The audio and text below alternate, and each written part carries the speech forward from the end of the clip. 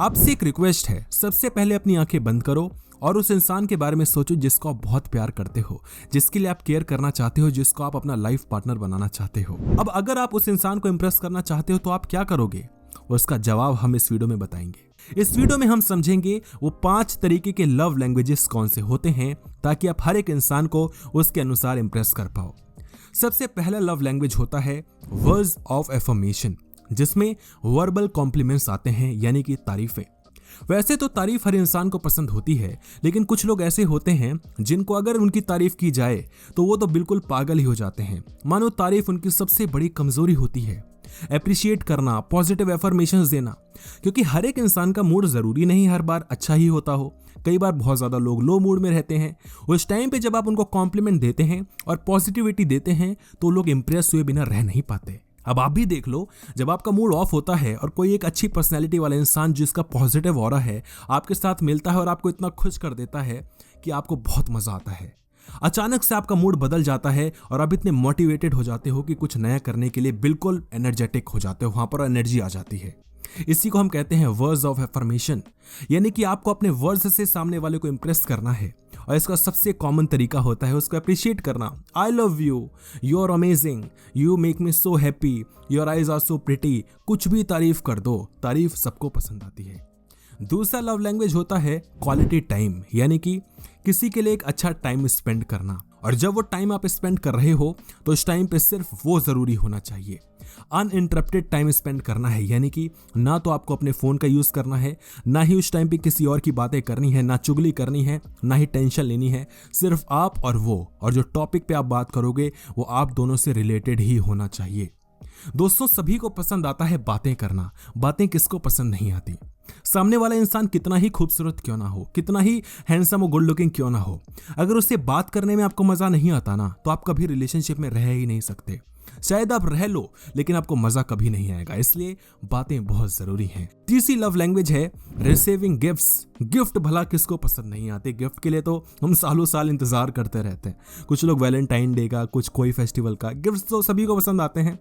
लेकिन गिफ्ट ऐसा नहीं होना चाहिए जो कि बहुत कॉमन हो। गिफ्ट एक्चुअल में सरप्राइजिंग होना चाहिए, इसीलिए गिफ्ट को सरप्राइज भी कहा जाता है। आपको हमेशा सोच समझ कर गिफ्ट देने हैं। आपको देखना है कि सामने वाले को किस चीज की जरूरत है, उसको उससे रिलेटेड गिफ्ट दो। अगर किसी लड़की को टेडी बेयर चाहिए, यानी कि एक पेंगुइन चाहिए लेट्स से, और आप उसको एक बहुत बड़ी कोई महंगी सी गिफ्ट लाके दे देते हो, वो इतना इंप्रेस नहीं होगी। लेकिन अगर आप उसको एक पेंगुइन लाके दोगे, चाहे छोटा सा क्यूटू सा क्यों ना हो, उसको बहुत पसंद आएगा। इसलिए देखो सामने वाले को क्या चाहिए। और जरूरी नहीं है कि कोई स्पेशल ओकेजन पे दिया जाए, कभी भी दे दो, यूं ही दे दो, सरप्राइज दे दो। आप एक फ्लावर दे सकते हो, एक बुके दे सकते हो, होममेड गिफ्ट दे सकते हो, आप सरप्राइज कर सकते हो, कोई उसको लेटर लिख के या कुछ भी दे के, मतलब सरप्राइज तो सरप्राइज ही होता है। अगला है यहाँ पर एक्ट ऑफ सर्विस, यानी सामने वाले के लिए कुछ अच्छा करना।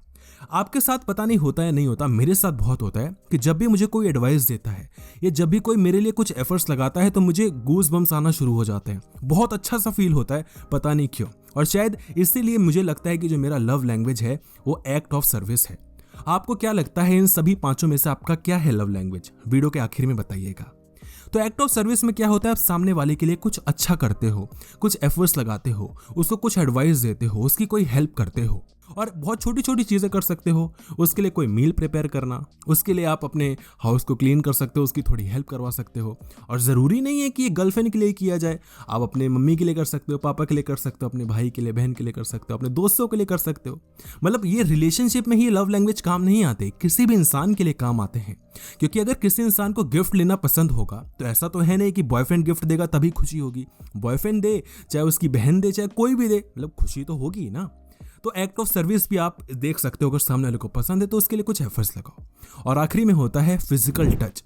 दोस्तों, ये एक ऐसा फैक्टर होता है जहां पर लोगों को लगता है कि सभी को फिजिकल टच पसंद है, लेकिन बात यहां पर सेक्स की नहीं हो रही।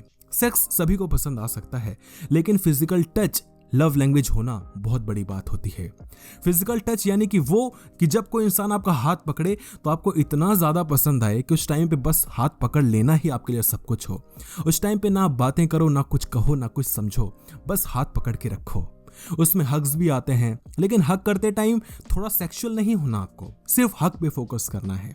जब आप किस कर रहे हो तो सिर्फ किस पे फोकस करना है, लस्ट नहीं आना चाहिए। कडल कर रहे हो तो सिर्फ कडल पे फोकस करना है, किसी और चीज पे नहीं। लगभग फिजिकल टच सभी को पसंद आता है, आई गेस आपको भी आता होगा। अब मैं आपको वापस से रिपीट करके बताता हूँ 5 तरीके के लव लैंग्वेज। आप कमेंट सेक्शन में बताना आपको क्या पसंद है। सबसे पहला वर्ड्स ऑफ एफर्मेशन, यानी कि जब कोई आपकी तारीफ करे।